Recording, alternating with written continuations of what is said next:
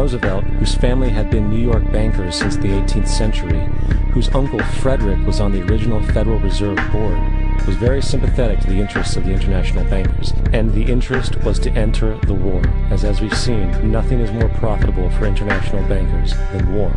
In a journal entry by Roosevelt's Secretary of War Henry Stimson, dated November 25, 1941, he documented a conversation he had with Roosevelt.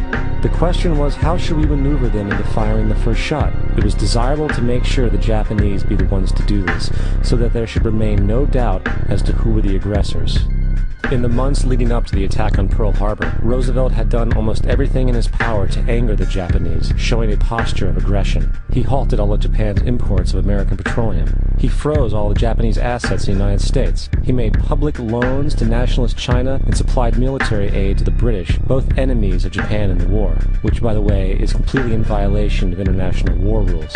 And on December 4th, 3 days before the attack, Australian intelligence told Roosevelt about a Japanese task force moving towards Pearl Harbor. Roosevelt ignored it. So, as hoped and allowed, on December 7, 1941, Japan attacked Pearl Harbor, killing 2,400 soldiers. Before Pearl Harbor, 83% of the American public wanted nothing to do with the war. After Pearl Harbor, 1 million men volunteered for the war. It is important to note, Nazi Germany's war effort was largely supported by two organizations, one of which was called IG Farben. IG Farben produced 84% of Germany's explosives, and even the Zyklon B used in the concentration camps to kill millions. One of the unspoken partners of IG Farben was J.D. Rockefeller's Standard Oil Company in America. In fact, the German Air Force could not operate without a special additive patented by Rockefeller's Standard Oil. The drastic bombing of London by Nazi Germany, for example, was made possible by a $20 million sale of fuel to IG Farben by the Rockefeller Standard Oil Company. This is just one small point on the topic of how American business funded both sides of World War II. One other treasonous organization worth mentioning is the Union Banking Corporation of New York City. Not only did it finance numerous aspects of Hitler's rise to power, along with actual materials during the war, it was also a Nazi money laundering bank, which was eventually exposed for having millions of dollars of Nazi money in its vaults. The Union Banking Corporation of New York was eventually seized for violations of the Trading with the Enemy Act. Guess who the director and vice president of the Union Bank was? Prescott Bush, our current president's grandfather, and of course our former president's father.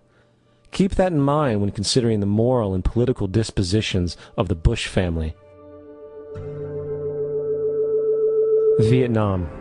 The United States' official declaration of war on North Vietnam in 1964 came after an alleged incident involving two U.S. destroyers being attacked by North Vietnamese PT boats in the Gulf of Tonkin. This was known as the Gulf of Tonkin Incident. This single situation was the catalytic pretext for massive troop deployment and full-fledged warfare. One problem, however, the attack on the U.S. destroyers by Vietnamese PT boats never happened. It was a completely staged event to have an excuse to enter the war.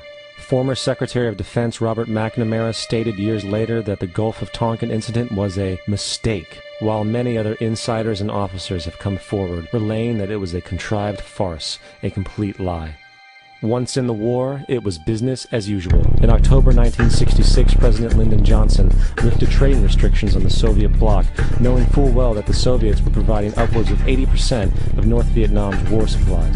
Consequently, Rockefeller interests financed factories in the Soviet Union, which the Soviets used to manufacture military equipment and send it to North Vietnam.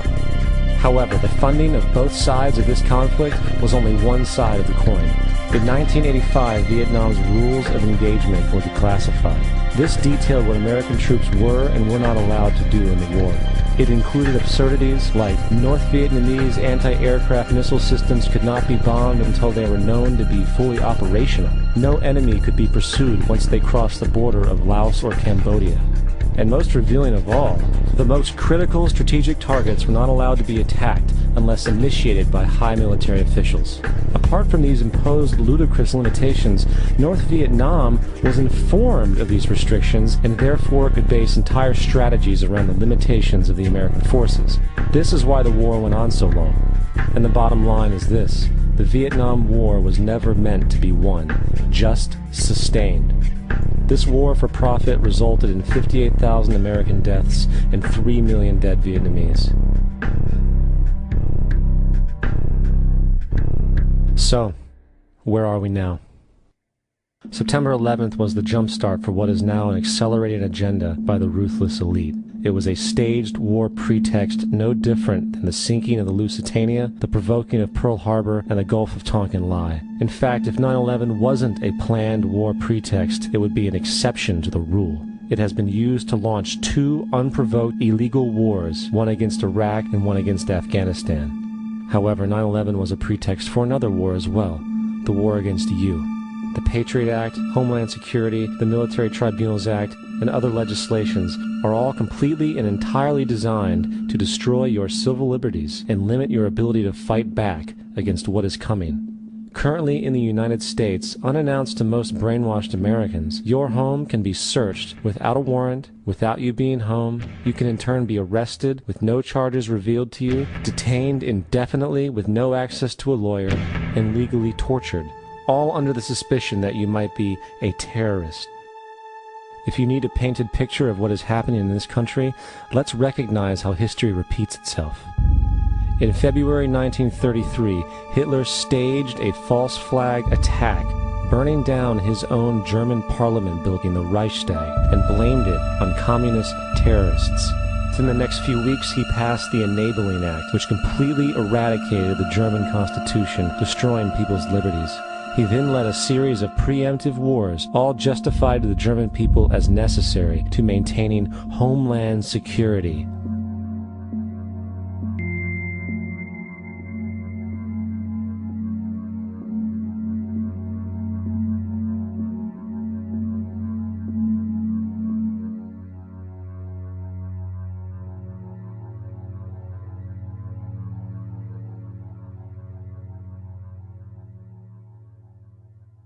Am Schicksal des Kommunismus und der sich mit ihm verbrüdernden anderen Organisationen ändert dies nichts. Our enemy is a radical network of terrorists and every government that supports them. It's time to wake up. The people in power go out of their way to make sure that you are perpetually misled and manipulated. The majority's perception of reality, especially in the political arena, is not their own. It is shrewdly imposed upon them without them even knowing it. For example, the public at large actually believes the invasion of Iraq is going badly, as sectarian violence doesn't seem to stop. What the public fails to see is that the destabilization of Iraq is exactly what the people behind the government want. This war is to be sustained so the region can be divided up, domination of the oil maintained, continual profits reaped for the defense contractors, and most importantly, permanent military bases established to be used as a launching pad against other oil-bearing, non-conforming countries such as Iran and Syria. For further implication that the civil war and destabilization is purely intentional, in 2005, 2 elite British SAS officers were arrested by Iraqi police after being caught driving around in their car shooting at civilians while dressed up as Arabs. After being arrested and taken to a jail in Basra, the British Army immediately requested the release of these men. When the Basra government refused, British tanks came in and physically broke out the men from the Basra prison. If you wish to destroy an area, how do you do it? Well, there are 2 ways. You can go in there and bomb it and so forth, but that is not very efficient. What you do is you try to get the people in that area to kill each other and to destroy their own territory, their own farms. And that's what's been done in that area. The way in which you destroy an opponent is get him to destroy himself by dividing his ranks against one another. Then you feed both sides. You have agents feeding both sides, inflaming both sides. And they kill each other off. And it's time that some of us woke up to this reality, to understand that people who try to maintain empires and create empires do it by manipulating the people they're trying to conquer.